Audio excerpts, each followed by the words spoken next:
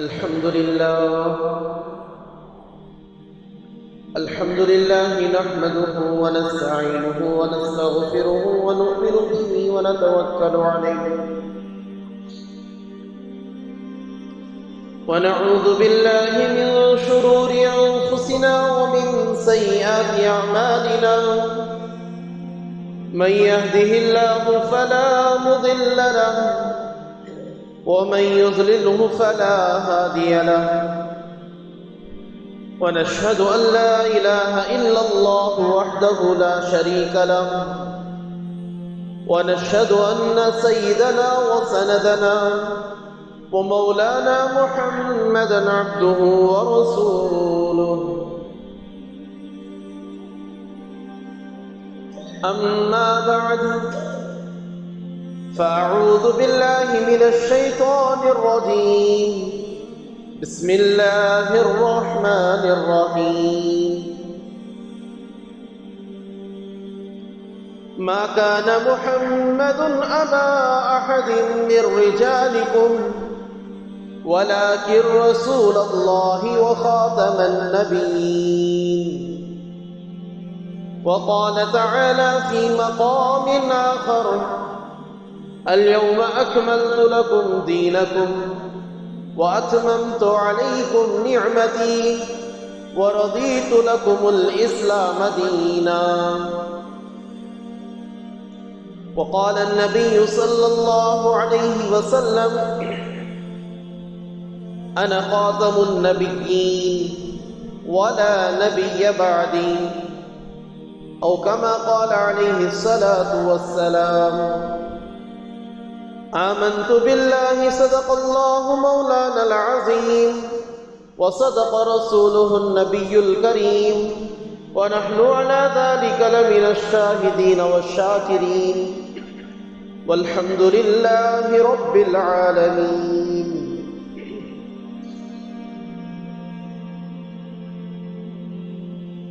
محترم بزرگوں، میرے عزیز دوستوں،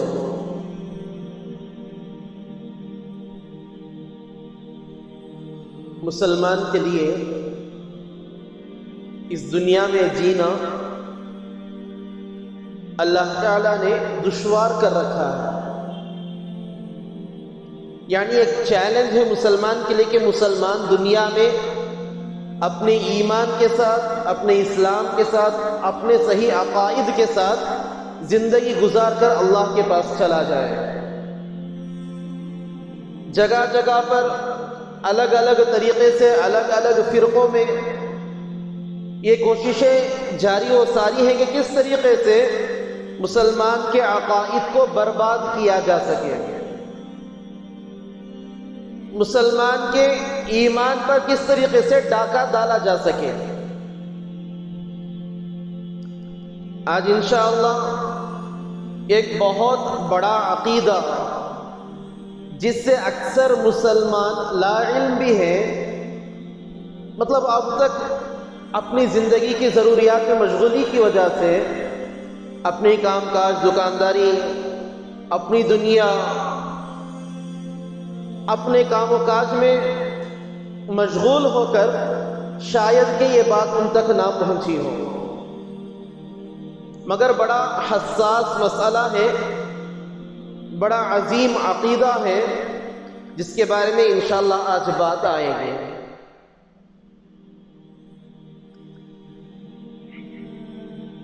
اللہ رب العزت نے جس چیز کو بھی بنایا ہے، انسان ہے، اللہ تعالیٰ نے اپنے ہاتھوں سے اس کی خلقت فرمائی. انسان کو کبھی بھی فنا نہیں ہے، انسان کو کبھی بھی فنا نہیں ہے، انسان ختم ہونے والی چیز نہیں ہے. کیوں؟ اللہ لا فانی، اس کے ہاتھوں سے بنی ہوئی چیز، اللہ کے ہاتھوں سے لگ کر، مس ہو کر، چھو کر بنی ہوئی چیز انسان ہے. انسان بھی لا فانی ہے، انسان کو اختتام نہیں ہے، بس انسان جگہیں تبدیل کرتا ہے. کسی کا انتقال ہوتا ہے تو مسجد میں ہم کیا اعلان کرتے ہیں کہ بھئی فلاں صاحب کا انتقال ہو گیا. انتقال کسے کہتے ہیں؟ منتقل ہونا. میں نے گھر منتقل کیا فلاں محلے سے فلاں محلے کو، اس نے دکان منتقل کر دیا فلاں بازار سے فلاں بازار کو. منتقل کہتے ہیں جگہ بدلنے کو. انسان جگہ بدلتا ہے، ختم کبھی نہیں ہوتا.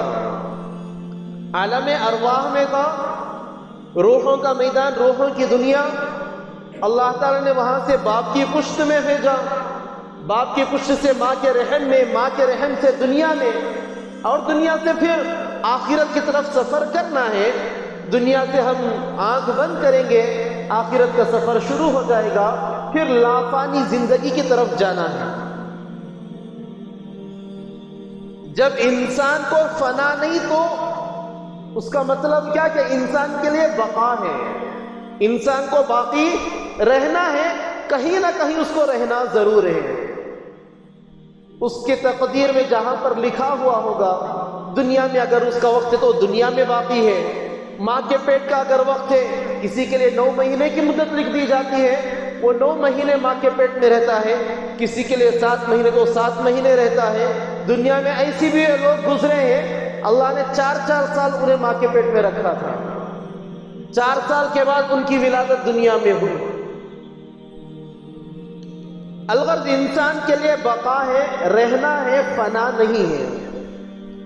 اب جب رہنا ہے، دنیا میں رہے، وہ اپنی مرضی سے زندگی گزار لے یا اللہ کی مرضی سے، اس کے اپنے سپرد ہے، اپنے قبضے میں ہے، اسے اختیار مکمل طور پر دیا جا چکا ہے.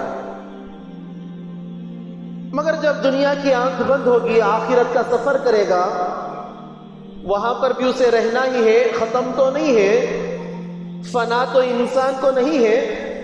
لہذا وہاں پر یا تو جنت میں رہے گا یا تو جہنم میں رہے گا.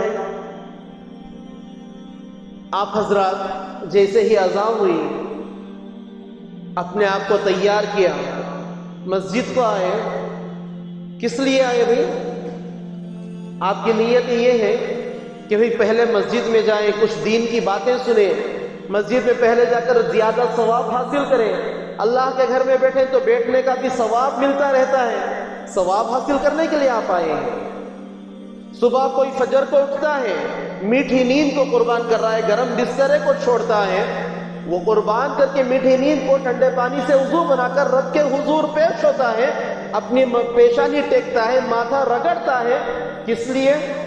تاکہ اسے کچھ حاصل ہو جائے، ثواب مل جائے، رب کی رضا مل جائے.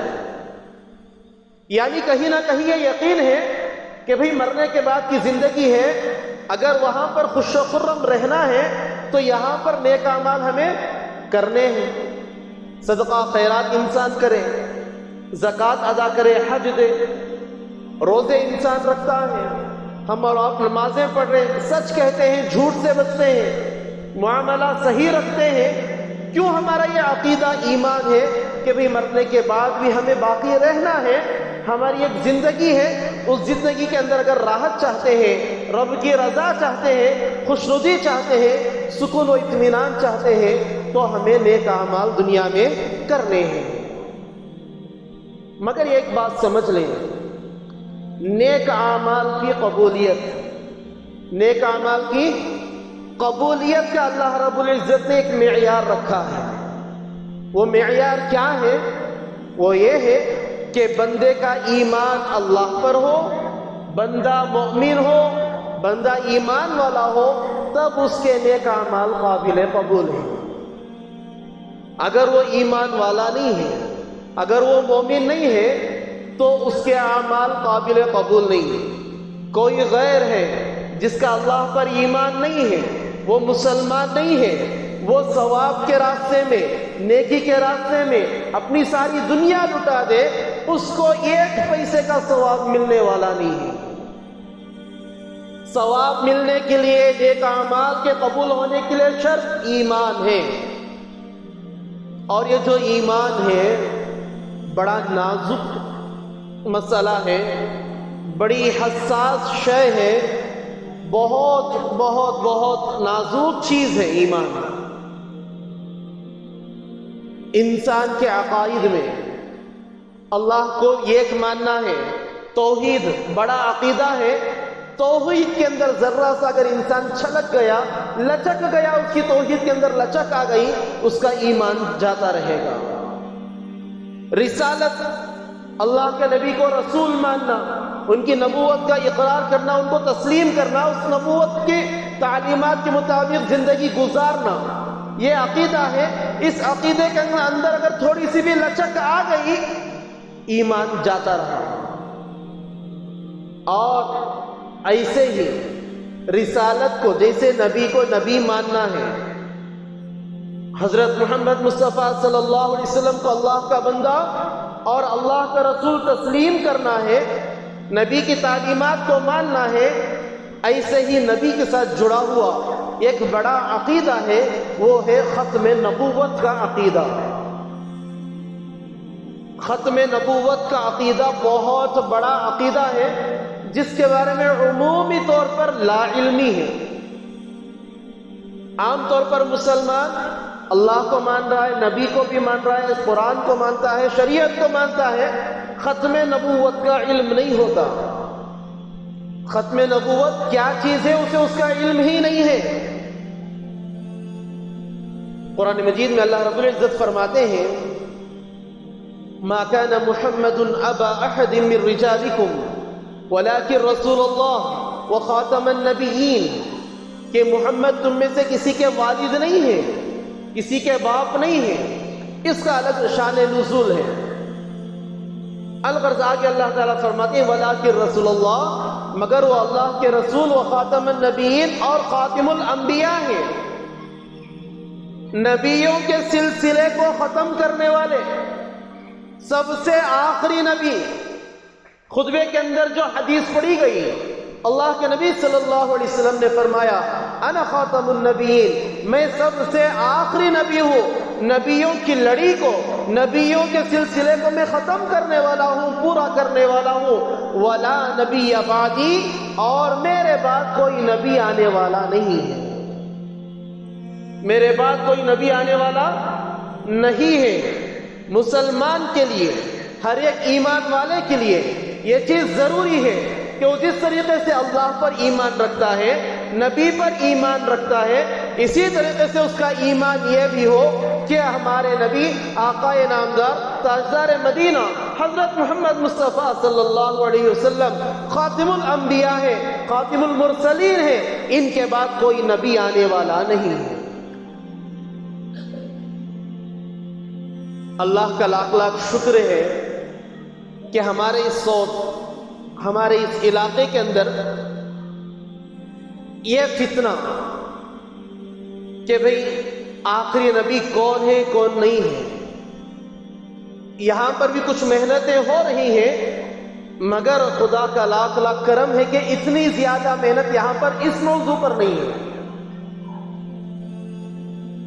اللہ کے نبی صلی اللہ علیہ وسلم نے اسی وقت فرما دیا کہ میرے بعد جھوٹے نبی آنے والے ہیں، میرے بعد جھوٹے نبی آنے والے ہیں. اور احادیث کے اندر اللہ کے نبی صلی اللہ علیہ وسلم نے ان کی گنتی بھی بتلا دی کہ 30 سے 40 کے قریب جھوٹے انبیاء دنیا میں دوبارہ آئیں گے. جھوٹے نبی پیدا ہوں گے جو اپنے آپ کو نبی ہونے کا دعویٰ کریں گے، جو اپنے آپ کو خدا کا رسول ہونے کا دعویٰ کریں گے، مگر جان لو کہ میں آخری نبی ہوں، میرے بعد کوئی نبی نہیں ہے. اللہ کے نبی صلی اللہ علیہ وسلم نے فرمایا ایک مثال دی کہ ایک شخص نے ایک عمارت بنائی، ایک شخص نے ایک عمارت بنائی، عمارت تعمیر کی، بہت خوبصورت عمارت بنائی، بہت شاندار، لچکدار، جو بھی اس کو دیکھے تعریف کرے، لوگ اس کی زیارت کرنے کو آئے، مگر اس نے اس کے اندر ایک اینٹ کی جگہ خالی رکھ دی، ایک اینٹ کی جگہ اس نے خالی رکھ دی. جو بھی آتا ہے اس کی زیارت کرتا ہے، اس عمارت کو دیکھتا ہے، وہ دیکھنے کے بعد کہتا ہے کتنی اچھی عمارت ہے، کیا اچھا ہوتا کہ یہ آخری اینٹ بھی لگا دی جاتی، کیا اچھا ہوتا کہ یہ آخری اینٹ بھی لگا دی جاتی. اللہ کے نبی صلی اللہ علیہ وسلم نے فرمایا کہ وہ آخری اینٹ میں ہوں. اللہ تعالیٰ نے نبوت کی عمارت تعمیر کی اور اس میں ایک اینٹ کی جگہ باقی رکھی تھی. سارے انبیاء آ چکے ہیں، سارے نبی مکمل ہو چکے ہیں، اب آخری نبی میں ہوں. جب وہ اینٹ لگ جائے گی عمارت مکمل ہو جائے گی, اس کے اندر کوئی کمی باقی نہیں رہے گی. اللہ کے نبی صلی اللہ علیہ وسلم کو آخری نبی ماننا, آخری نبی ماننا, اور یہ عقیدہ رکھنا کہ نبی کے بعد کوئی نبی آنے والا نہیں ہے, یہ ایمان کے لیے ضروری چیز ہے. بہت سارے خود اللہ کے نبی صلی اللہ علیہ وسلم کے آخری زمانے میں یمن کے اندر ایک جھوٹا نبوت کا دعویٰ کرنے والا پیدا ہوا. اللہ کے نبی صلی اللہ علیہ وسلم کا انتقال, اس وقت ایک عورت نے اپنے آپ کو نبوت کا دعویٰ کر دیا. مسیلمہ کذاب ایک آدمی نے, اس نے اپنے لیے نبوت کا دعویٰ کر لیا. حضرت ابو بکر صدیق رضی اللہ عنہ نے خلافت سنبھالنے کے بعد سب سے پہلی جنگ جو لڑی, جس کے اندر 1200 کے قریب حفاظ کرام, حفاظ قرآن مجید شہید ہوئے, وہ جنگ یمامہ تھی جو مسیلمہ کذاب کے خلاف لڑی گئی تھی. جتنے جھوٹے نبی دنیا میں پیدا ہوئے, اللہ رب العزت نے اپنے محبوب بندوں کے ذریعے سے ان کا قلعہ ختم کرنے کے لیے, ان کا کام تمام کرنے کے لیے اللہ رب العزت نے انتظامات فرمائے. خود ہمارے ہندوستان کے اندر ابھی حال میں ایک فتنہ چل رہا ہے, شکیل ابن حنیف. نارتھ سائڈ میں وہ شخص اپنے آپ کو نبی ہونے کا دعویٰ کرتا ہے, اور اس سے پہلے مرزا غلام احمد قادیانی, قادیانیوں کا سلسلہ چلتا ہے, جس نے اپنے لیے نبوت کا دعویٰ کر لیا تھا. علماء نے قرآن و حدیث کی روشنی بے شمار دلائل دی ہیں, اور کھلا ظاہر ہے اللہ کے نبی صلی اللہ علیہ وسلم جو فرما دیا کہ جھوٹے نبی ضرور پیدا ہوں گے, تو یہ پیدا ہو کر ہی رہیں گے. میری بات جھوٹی ہو سکتی ہے, آپ کی بات جھوٹی ہو سکتی ہے, مگر میرے نبی کی بات کبھی جھوٹی نہیں ہو سکتی. نبی نے فرما دیا یہ آنے ضرور ہیں. قرآن مجید میں اللہ تعالیٰ فرماتے ہیں کہ اللہ تعالیٰ نے نبیوں سے, اللہ تعالیٰ نے نبیوں سے وعدہ لیا, میثاق لیا. دنیا کے قیام سے پہلے اللہ تعالیٰ نے عالم ارواح میں جلسے کیے ہیں, اللہ تعالیٰ نے جلسے کیے ہیں, باقاعدہ مجلسیں لگائی ہیں. اللہ تعالیٰ نے قرآن کی تفسیر کے اندر علماء نے لکھا ہے کہ اللہ تعالیٰ نے 3 جلسے کیے. اللہ رب العزت نے 3 جلسے کیے. پہلا جلسہ اللہ تعالیٰ نے ساری انسانیت کو اپنے سامنے کھڑا کیا, ساری انسانیت سامنے ہے. اللہ تعالیٰ نے سب سے پہلے اپنے خدا ہونے کی, اپنے رب ہونے کی بات کو منوایا. اللہ تعالیٰ نے پوچھا الست بربکم, کیا میں تمہارا رب نہیں ہوں؟ سارے لوگوں نے کہا تھا بلا, کیوں نہیں, آپ ہی ہمارے رب ہیں, آپ ہی ہمارے پالنہار ہیں, کرتے دھرتے تو ہمارے آپ ہی ہیں. یہ پہلا جلسہ تھا. دوسرا جلسہ ایک ہوا تھا, بنی اسرائیل کے علماء کی روحوں کو اللہ تعالیٰ نے اکٹھا کیا تھا, اور ان سے عہد و میثاق اللہ تعالیٰ نے لیا تھا. اور تیسرا جو جلسہ ہوا تھا, جس کے بارے میں اب میں کہنے جا رہا ہوں, جو ایک دلیل ہے قرآن کی اللہ کے نبی صلی اللہ علیہ وسلم کے آخری نبی ہونے پر, خاتم الانبیاء کی دلیل, آخری نبی ہونے کی دلیل جو قرآن نے دی ہے, وہ آپ کے سامنے میں پیش کرنا چاہتا ہوں. کہ اللہ تعالیٰ نے نبیوں کو جمع کیا, نبیوں کو جمع کر کر اللہ تعالیٰ نے ان سے میثاق لیا. کہتے ہیں خود اللہ تعالیٰ وَإِذْ أَخَذَ اللَّهُ مِيثَاقَ النَّبِيِّينَ, اور جب اللہ تعالیٰ نے نبیوں سے وعدہ لیا, لَمَا آتَيْتُكُمْ, اللہ تعالیٰ نے وعدہ لیا کہ تمہارے دنیا میں جانے کے بعد, تمہارے دنیا میں جانے کے بعد, اپنی نبوت پوری کرنے کے بعد, جب میں سارے نبیوں کو بھیج دوں گا, تمہارے بعد ایک نبی آنے والے ہیں, تمہارے بعد ایک نبی آنے والے ہیں. جو شریعت میں نے تمہیں دی ہو, جو کتاب میں نے تمہیں عطا کی ہو, وہ اس شریعت کی, ان کتابوں کی تصدیق بھی کرنے والے ہیں. اللہ تعالیٰ نے میثاق لیا کہ تم اب وعدہ کرو کہ تم اس نبی پر ایمان لاتے ہو. قرآن مجید کے اندر صاف صاف اللہ تعالیٰ نے فرما دیا، سارے نبیوں کو جمع کر کر بات سمجھے، سارے نبی جمع ہے، اللہ تعالیٰ کہہ رہے ہیں کہ تمہیں ایمان لانا ہے میرے نبی پر، اور تمہارے بعد وہ نبی آنے والے ہیں۔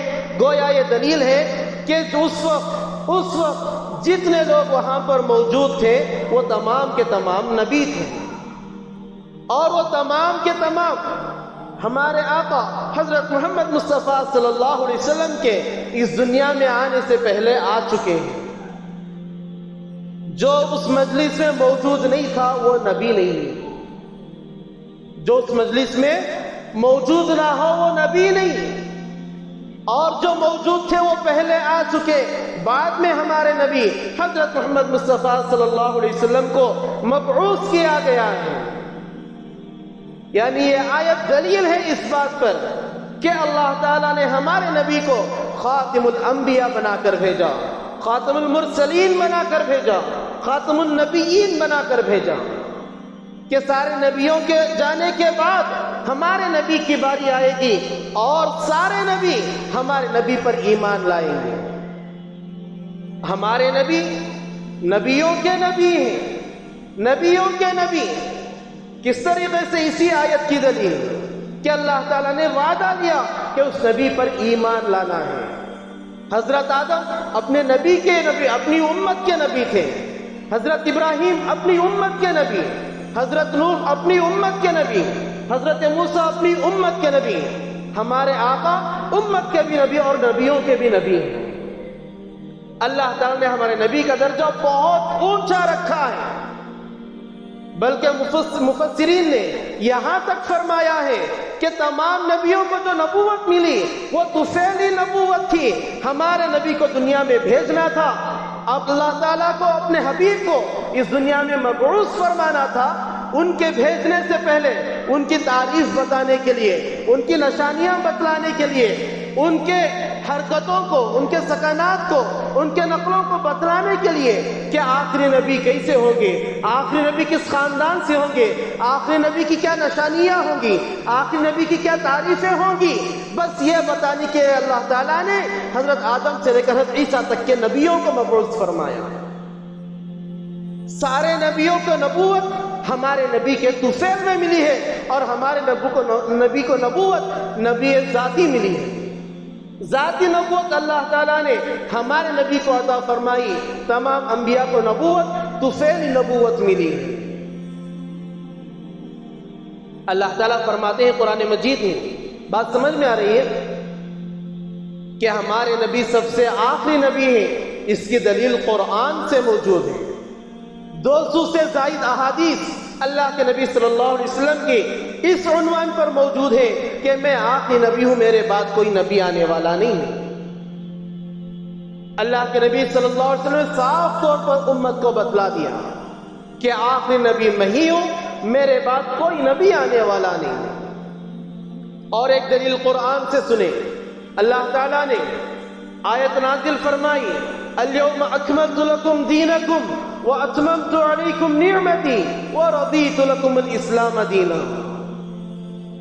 اللہ تعالیٰ نے حضرت آدم علیہ السلام پر جب احکامات اتارے، قرآن کہتا ہے فَتَلَقَّى آدَمُ مِن رَبِّهِ كَلِمَاتٍ، آدم پر جو القا ہوئے ہی چیزیں کلمات، کچھ کلمات تھے۔ گویا بزبان حال اللہ تعالیٰ نے آدم کو یہ کہا کہ آدم تم کچھ احکام لے کر جاؤ، باقی تمہارے بعد نبی آنے والے ہیں، ان کے ذریعے سے بھیجے جائیں گے۔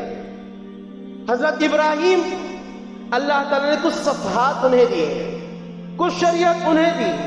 گویا اللہ تعالیٰ یہ کہہ رہے ہیں بزبان حال کہ ابراہیم تم کچھ لے کر جاؤ، کتاب کا حصہ، حکمت میں سے کچھ تمہیں دیا جائے گا، نبوت تمہیں دی جائے گی، رسالت کا حصہ تمہیں دیا جائے گا، حکمتوں کا حصہ دیا جائے گا، ساری چیزیں تمہیں دی جا رہی ہیں، مگر کچھ لے کر جاؤ، تمہارے بعد انبیاء آنے والے ہیں، وہ باقی لے کر آئیں گے۔ نبیوں کا سلسلہ ایسے ہی چلتا رہا، ہر نبی کو اللہ تعالیٰ نے تھوڑا نہ تھوڑا عطا کیا، کچھ حصہ حکمت کا، کچھ حصہ شریعت کا، کچھ حصہ توحید کا، سب کچھ اللہ تعالیٰ نے نبیوں کو تھوڑا تھوڑا عطا کیا۔ مگر جب ہمارے نبی کی باری آئی، اللہ کے نبی صلی اللہ علیہ وسلم کی زندگی کا اکثر حصہ گزر گیا. اللہ کے نبی صلی اللہ علیہ وسلم نے اس آیت کے اترنے کے بعد مجمع میں کھڑے ہو کر حجۃ الوداع کا موقع تھا، صحابہ کے درمیان اللہ کے نبی صلی اللہ علیہ وسلم نے یہ خطبہ دیا کہ اب میرے جانے کا وقت قریب آ چکا ہے. اللہ تعالیٰ نے اس وقت یہ آیت نازل فرمائی الیوم اکملت لکم دینکم کہ اے نبی جی اب تک جو شریعت ہم بھیجتے تھے وہ تھوڑی تھوڑی تھی، اب شریعت ساری کی ساری آپ پر بھیج دی گئی. اب تک جو حکمتیں ہم بھیجتے تھے وہ تھوڑی تھوڑی تھی، آج ساری حکمتیں آپ پر مکمل کر دی گئی. نبوت آپ پر مکمل کر دی گئی، صداقت آپ پر مکمل کر دی گئی، عدالت آپ پر مکمل کر دی، تمام کا تمام دین آپ پر مکمل ہو گیا، اور ہم اسلام کو دین کے طور پر ماننے کے لیے راضی ہیں. خود اللہ کہتے ہیں کہ اسلام کو ہم نے دین کے طور پر قبول کر لیا ہے، اس کے بعد کوئی دین آنے والا نہیں ہے. وَرَضِيتُ لَكُمُ الْإِسْلَامَ دِينًا، اسلام کو دین کے طور پر ہم نے پسند کر لیا، اب اس کے بعد کوئی اور شریعت نہیں آئے گی، کوئی اور مذہب، کوئی اور دین نہیں آئے گا. اليوم اکملت لکم دینکم واتممت علیکم نعمتی، تمام نعمتیں مکمل ہیں. مفسرین نے لکھا ہے کہ دنیا کی جتنی نعمتیں ہوں، دنیا کی جتنی نعمتیں اللہ تعالیٰ بندے کو دے سکتے ہو، ان میں سے سب سے اعلیٰ و افضل جو نعمت ہے وہ نبوت کی نعمت ہے، جو اللہ تعالیٰ کسی انسان کی عزت و شرافت کے لیے اس کو دیتے ہیں. اللہ تعالیٰ نے اپنے نبی پر اس کی تکمیل کر دی. 2 جمعہ پہلے ایک حدیث آپ نے سنی تھی، اللہ کے نبی صلی اللہ علیہ وسلم نے فرمایا انما بعثت لاتمم مکارم الاخلاق، کہ میں اخلاق کی تکمیل کے لیے بھیجا گیا ہوں. جتنے اچھے اخلاق ہیں، نیک اخلاق ہیں، اچھائیاں ہیں، خیر کی بھلائی کی چیزیں ہیں، اللہ تعالیٰ نے مجھے ان کی تکمیل کرنے کے لیے بھیجا ہے. اچھائی کی چیزیں جتنی بھی ہو، نبوت سب سے اچھی اور خیر کی چیز ہے. اللہ تعالیٰ نے جب اخلاق کو ان پر مکمل کر دیا تو نبوت کو بدرجہ اولا اپنے نبی پر مکمل کر دیا ہے. اللہ تعالیٰ نے اپنے نبی کو خاتم النبیین بنا کر بھیجا. قرآن میں اللہ تعالیٰ نے جگہ فرمایا وَمَا أَرْسَلْنَاكَ إِلَّا رَحْمَةً لِلْعَالَمِينَ، ہم نے آپ کو نہیں بھیجا مگر سارے جہانوں کے لیے رحمت بنا کر بھیجا ہے. وَمَا أَرْسَلْنَاكَ إِلَّا كَافَّةً لِلنَّاسِ، تمام ساری دنیا کے انسانوں کے لیے، قیامت تک آنے والے ایک ایک فرد کے لیے ہم نے آپ کو نبی بنا کر بھیجا ہے. ہمارے نبی کے بعد کوئی نبی آنے والا نہیں ہے. اگر کوئی شخص اپنے آپ کو نبی ہونے کا دعویٰ کرے، نبوت کا جھنڈا بلند کرنے کی کوشش کرے، تو یہ بات جان لیں، اپنے دلوں میں بٹھا لیں کہ وہ شخص جھوٹا، کذاب، مکار ہے. یہاں تک کہ امام اعظم ابو حنیفہ رحمۃ اللہ علیہ نے یہ فتویٰ جاری کیا. غور سے سنیں اس فتوے کو، غور سے سنیں. عام طور پر کیا ہوتا ہے، کوئی شخص آیا کچھ بات بولا، ہم کیا بولتے ہیں بھائی دلیل پیش کر. اچھا تو یہ کیا کر کو دکھا دیکھیں گے، بھائی ولی ہے کیا کرامت ظاہر کر کر دکھا دیں، ہے نہیں؟ مانتے نہیں. ہم سوال کریں گے بھائی دلیل لاؤ. اگر کوئی شخص نبوت کا دعویٰ کرے کہ بھئی میں نبی ہوں، نبوت کا دعویٰ کر دیا، اب کوئی انسان، کوئی مسلمان اگر اس سے دلیل بھی مانگ لے تو کہتے ہیں فتویٰ ہے کہ وہ انسان کافر ہے. سمجھ میں آ رہی بات؟ دلیل مانگنے والا بھی کافر، جو نبوت کا دعویٰ کیا وہ تو ہے ہی کافر، جس نے نبوت کی دلیل بھی مانگ لی وہ بھی کافر ہے، کیونکہ اس کا ایمان نہیں ہے کہ ہمارے نبی آخری نبی ہے. اگر ایمان و عقیدہ ہوتا تو وہ دلیل نہ مانگتا، بلکہ صاف کہہ دیتا کہ میرے نبی نے کہہ دیا کہ میرے نبی کے بعد کوئی نبی آنے والا نہیں، تو جھوٹا، مکار، کذاب، دجال ہے. سمجھ میں آ رہی ہے بات میری؟ نبی کے بعد کوئی نبی نہیں ہے. اگر کوئی نبوت کا دعویٰ کرے، اس پر دلیل بھی اگر کوئی مانگ لے، سوال بھی اگر کر لے، تو وہ بھی کافر ہو جاتا ہے. بہت حساس مسئلہ ہے. اپنے عقیدے میں اگر آج تک اس بات کا علم نہیں تھا تو ایک عقیدہ جوڑ لیں کہ ہمارے نبی کی رسالت کو ماننے کے ساتھ، شریعت کو ماننے کے ساتھ، حدیثوں کو ماننے کے ساتھ، تعلیمات کو ماننے کے ساتھ، فرمانوں کو ماننے کے ساتھ اس بات کو بھی ہمیں ماننا ہے کہ ہمارے نبی آخری نبی ہیں۔ ہمارے نبی کے بعد کوئی نبی آنے والا نہیں ہے، کوئی نبی نہیں، چاہے وہ کوئی بھی دلیل پیش کر دے، کوئی بھی وعدے کر لے، بڑی سے بڑی کرامتیں دکھا دے، بڑی سے بڑی معجزے وہ ظاہر کر دے، وہ چاہے تو آسمان کو زمین پر لا کر رکھ دے، سورج کو لا کر آپ کے ہاتھ میں رکھ دے، چاند کو آپ کے ایک ہاتھ میں رکھ دے، وہ اگر نبوت کا دعویٰ کرتا ہے تو جان لیں کہ وہ جھوٹا ہے، جان لیں کہ وہ جھوٹا ہے۔ خود بھی یہ عقیدے کو پختہ کرنا ہے، ہماری اولاد، ہماری نسلوں کے اندر ان عقائد کو پھیلانا ہے، بڑھانا ہے، ہمارے بچوں کے عقائد کو مضبوط کریں کہ یوٹیوب کے ذریعے سے، سوشل میڈیا کے ذریعے سے ایسے جو جھوٹے مکار ہوتے ہیں یہ اپنے دعوے پھیلاتے رہتے ہیں۔ کوئی اپنے آپ کو مسیح موعود ہونے کا دعویٰ کرتا ہے، اور جتنے بھی یہ دعوے کرنے والے ہیں اب تک جنہوں نے کیے ہیں، اللہ تعالیٰ نے ہر ایک کی زندگی کو عبرت کا انجام بنا دیا ہے، ساروں کے لیے عبرت بنا کر رکھا ہے اللہ تعالیٰ نے۔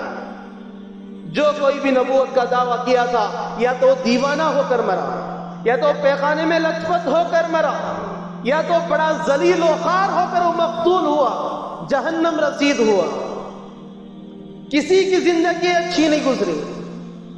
نبی ہونے کے لیے جتنے شرائط ہیں، جتنی چیزیں ہیں، بڑی لمبی تفصیل ہے، مگر ایک عقیدہ آج گانٹھ باندھ لے، مضبوطی سے تھام لے کہ پھر زندگی میں بھولنا نہیں ہے کہ بھئی ہمارے نبی، بولو آخری نبی ہے، ہمارے نبی آخری نبی ہے۔